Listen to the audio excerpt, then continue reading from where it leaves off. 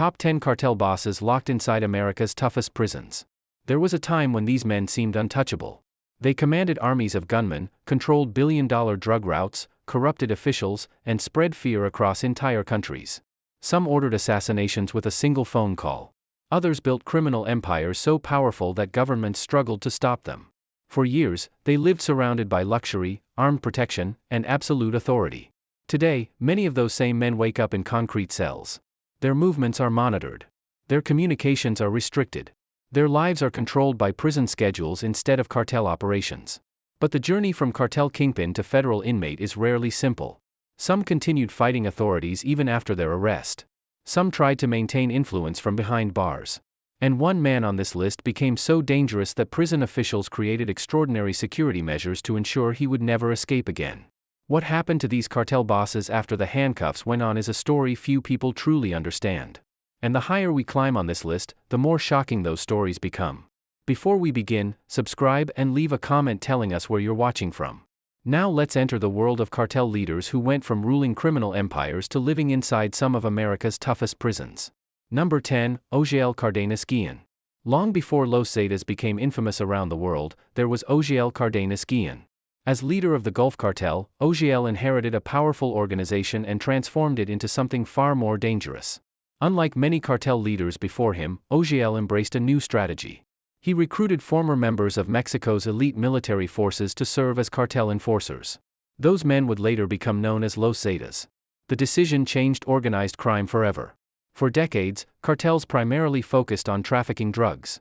Under Osiel's leadership, violence became increasingly militarized. Highly trained gunmen protected shipments, enforced discipline, and intimidated rivals. Entire regions felt the impact. Authorities viewed him as one of the most dangerous criminal figures operating along the border. Yet despite his power, Osiel lived under constant pressure. Rival organizations wanted his territory. Law enforcement agencies wanted his arrest. Former allies sometimes became future enemies.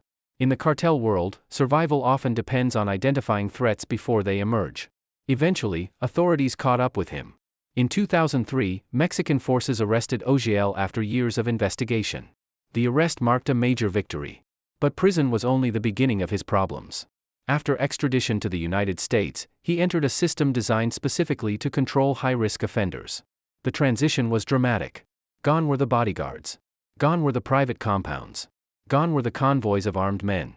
Instead, daily life became structured around prison routines. Morning counts. Meal schedules. Recreation periods. Cell inspections. For someone who once gave orders, the adjustment was significant. Federal prisons operate according to strict procedures.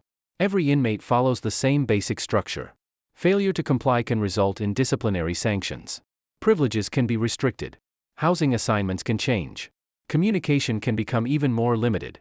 And for cartel leaders, communication is often the first thing authorities watch. Investigators understand that criminal organizations sometimes attempt to operate through imprisoned leaders. Phone calls are monitored. Correspondence is reviewed. Visits may be closely supervised. For Osiel, the world became much smaller. Yet his legacy continued outside prison walls. The military-style organization he helped create eventually evolved into one of the most violent criminal groups in modern history. But compared to the next man on our list, Osiel's downfall came relatively quickly. The next cartel boss spent years building one of the most powerful trafficking organizations ever seen along the U.S.-Mexico border. Number 9, Benjamin Arellano Felix. During the 1990s, few criminal organizations were as powerful as the Arellano Felix organization. At the center of that empire stood Benjamin Arellano Felix. Unlike some cartel leaders who relied heavily on public displays of violence, Benjamin was known as a strategist. He focused on logistics, alliances, and maintaining control over one of the most profitable trafficking corridors in North America. The Tijuana route generated enormous wealth. Drugs moved north. Money flowed south. The organization expanded rapidly. At its peak, authorities considered the cartel among the most influential criminal enterprises operating in Mexico. But success created new enemies. Competition intensified. Government pressure increased. International investigations expanded. Law enforcement agencies on both sides of the border invested tremendous resources into dismantling the organization. As arrests mounted, maintaining control became increasingly difficult. Eventually, Benjamin's freedom ended. His arrest represented a major milestone in the campaign against cartel leadership. Yet prison presented challenges very different from those faced on the outside. Inside prison, reputation matters. Some inmates arrive completely unknown. Others arrive carrying decades of criminal history. High-profile cartel figures often enter institutions with reputations already established. Some inmates admire them. Some fear them. Others see opportunity. Prison politics can be complicated. Respect is important. So is caution. A careless mistake can create problems that last months or even years. Former cartel leaders must learn quickly. The environment is different. The rules are different. The consequences are immediate. For Benjamin, prison became another world entirely. And while his organization once controlled key border routes, the next cartel figure on our list came from a family whose influence reached across multiple generations. Number 8, Vicente Zambada Niebla. Some cartel leaders build power. Others are born into it. Vicente Zambada Niebla belonged to one of the most influential families in organized crime history. As the son of Ismael El Mayo Zambada, he grew up close to the upper levels of the Sinaloa cartel. By adulthood, Vicente had become deeply involved in cartel operations. Authorities alleged that he played a major role coordinating international drug shipments. His position gave him access to information, resources, and networks few people could imagine. But it also placed him directly in the sights of law enforcement. Investigations intensified. Evidence accumulated. In 2009, authorities arrested him in Mexico. The arrest generated international attention. Yet what followed became even more significant. During legal proceedings, Vicente eventually cooperated with authorities. His testimony provided valuable insight into cartel operations. For investigators, information from insiders can be extraordinarily important. For criminal organizations, however, cooperation is often viewed very differently. Within many criminal cultures, loyalty remains a central value.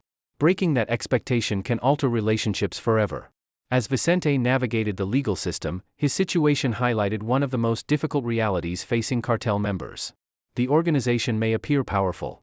But once arrests occur, priorities change. Alliances shift. Friendships disappear. Individuals focus on survival. Inside prison, survival takes many forms. Physical safety matters. Mental resilience matters. Maintaining hope matters. Many inmates struggle with isolation from family and friends. Others struggle with uncertainty about the future. Days blend together. Weeks become months. Months become years. And for some prisoners, the realization arrives slowly.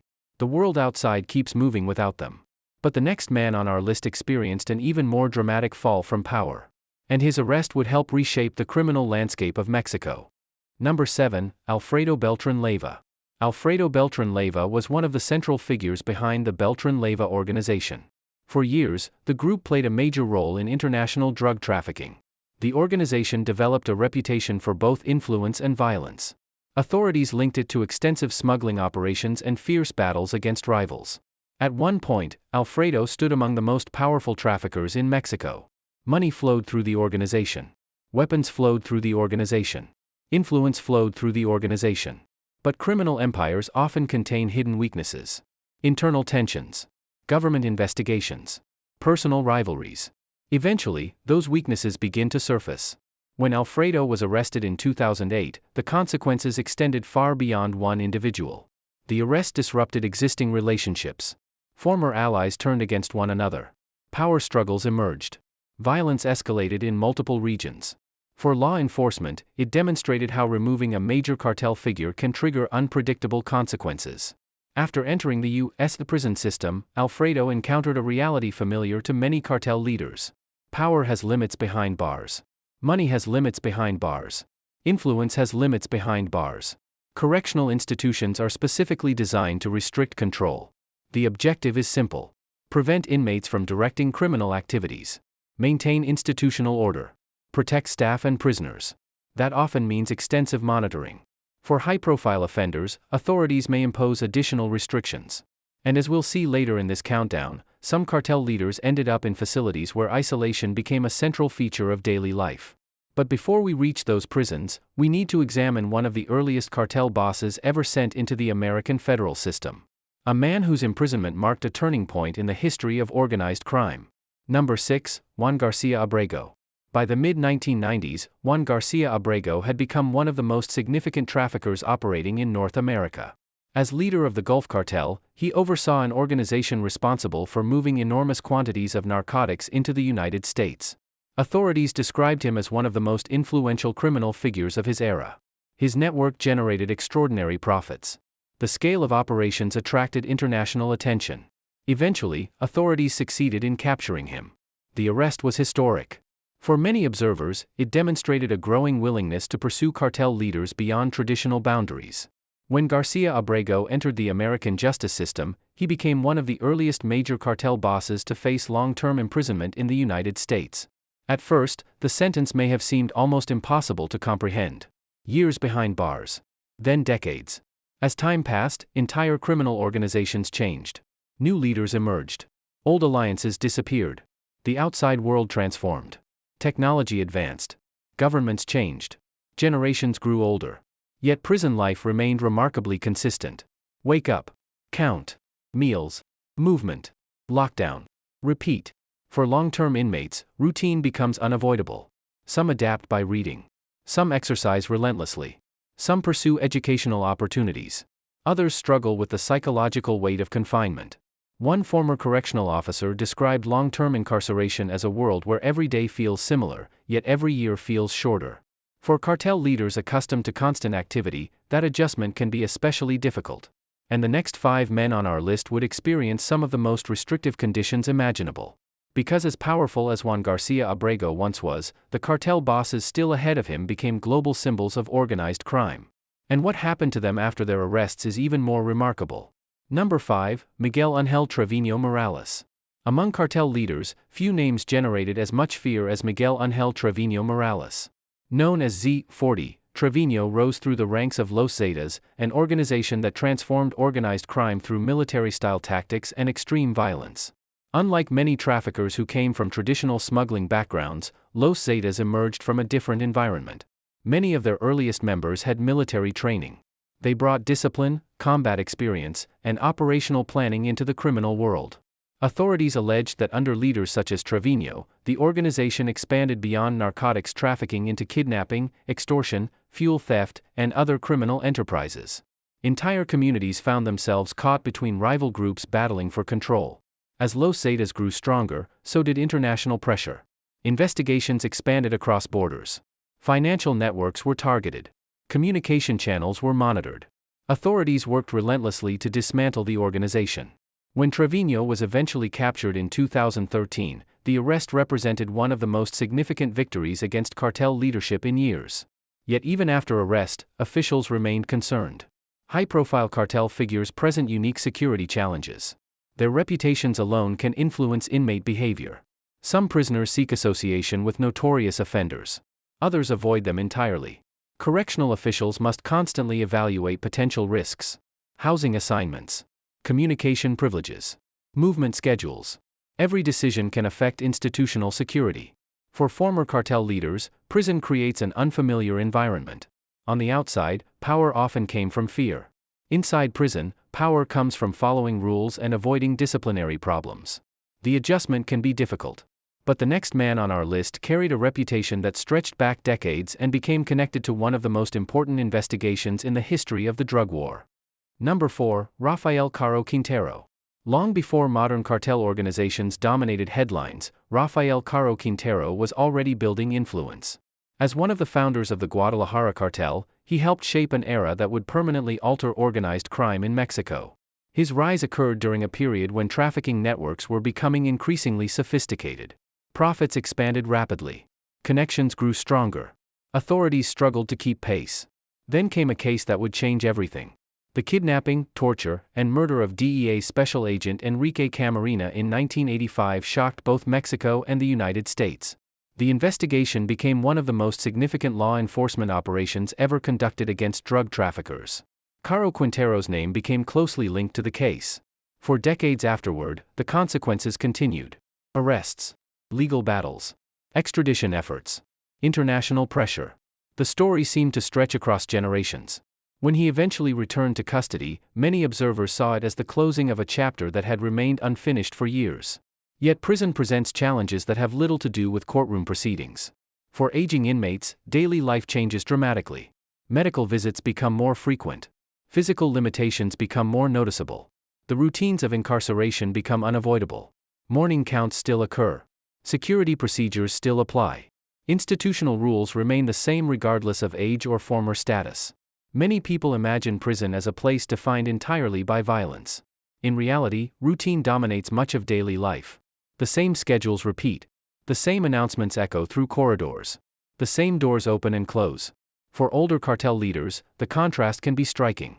Men who once moved freely across countries now navigate controlled environments measured in feet rather than miles. And yet even Caro Quintero's story is overshadowed by the man at number 3. A figure whose life became one of the most dramatic tales in cartel history. Number 3, Hector Palma Salazar.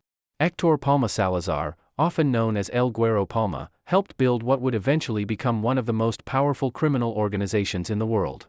His story is filled with violence, betrayal, survival, and revenge. Unlike some cartel leaders who rose quietly, Palma's life became surrounded by stories that spread throughout the criminal underworld. He experienced periods of enormous influence. He witnessed the emergence of powerful trafficking routes. He observed alliances form and collapse.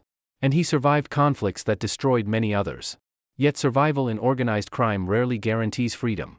Eventually, incarceration became part of his story. The transition from cartel leadership to imprisonment can be psychologically difficult. Many former leaders spend years directing operations, managing resources, and making decisions that affect thousands of people. Prison removes those responsibilities instantly.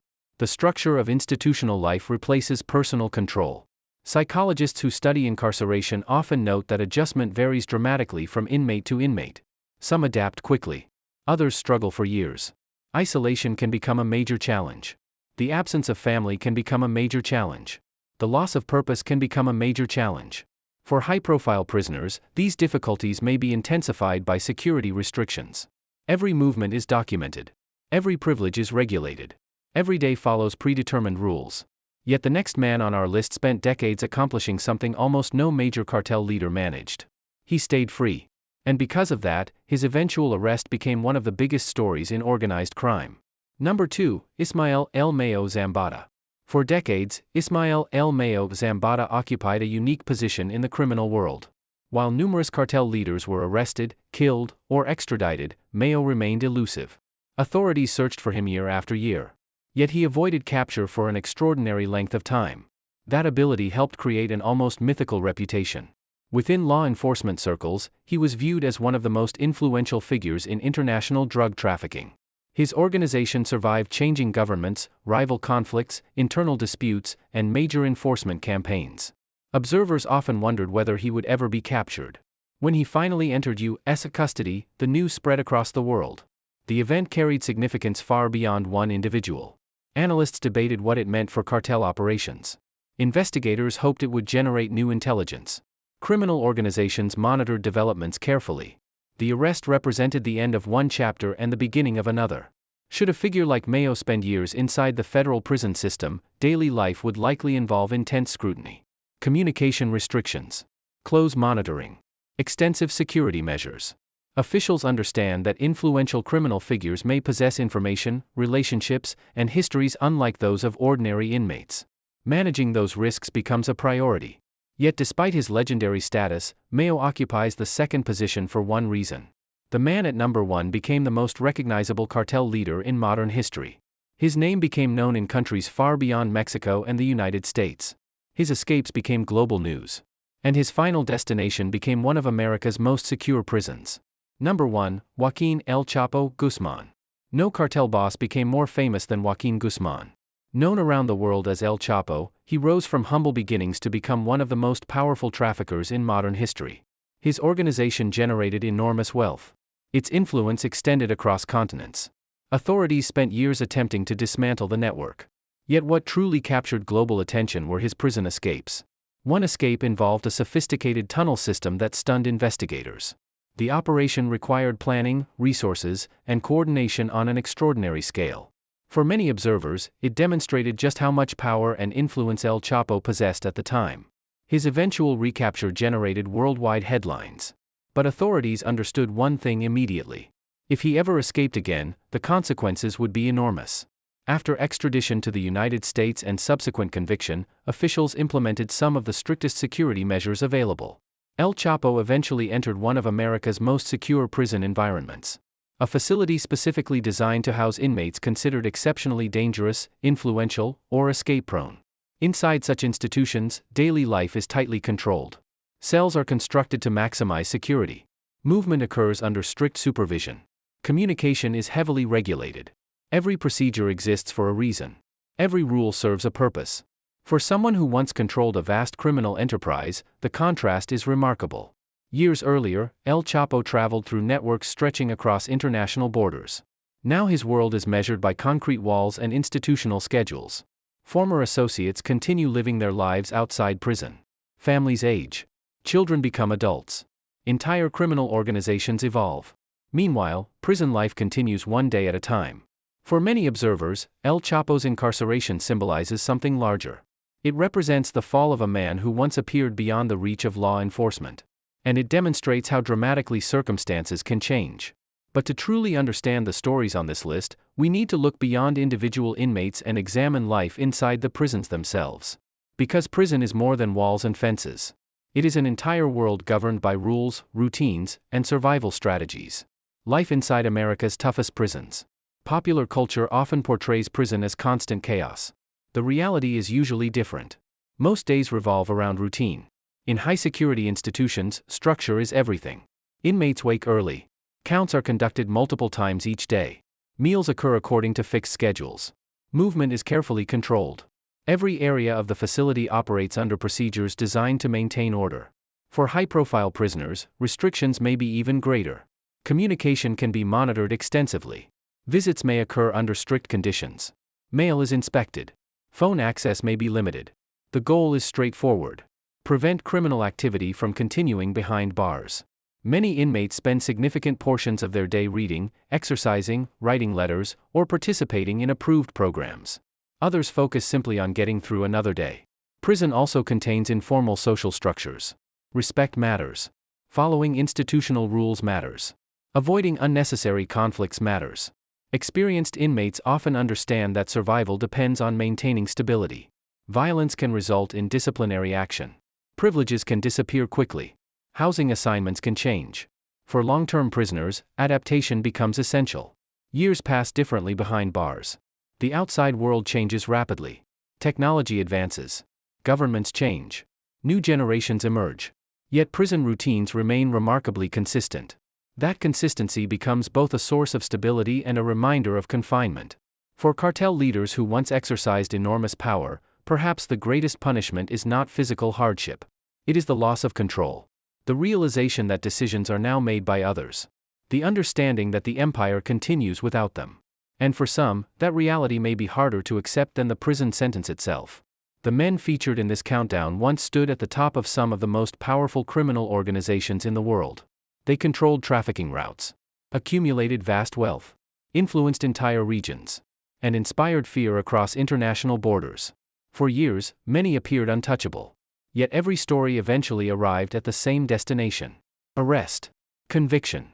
Prison. Some entered custody after decades of evading authorities. Others saw their organizations collapse around them. A few watched entire criminal empires change while they remained behind bars. Their stories serve as reminders that power is often temporary.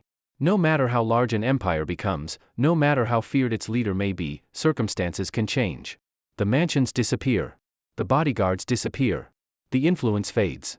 What remains are prison walls, locked doors, and the passage of time. And for many cartel bosses, time is the one thing they can no longer control. The rise of a cartel boss is often measured in money, power, and fear. The fall is usually measured in years spent behind bars. Thank you for watching. If you enjoyed this documentary, be sure to subscribe for more in-depth stories about organized crime, notorious criminals, and life inside the world's most dangerous prisons. Until next time, stay safe.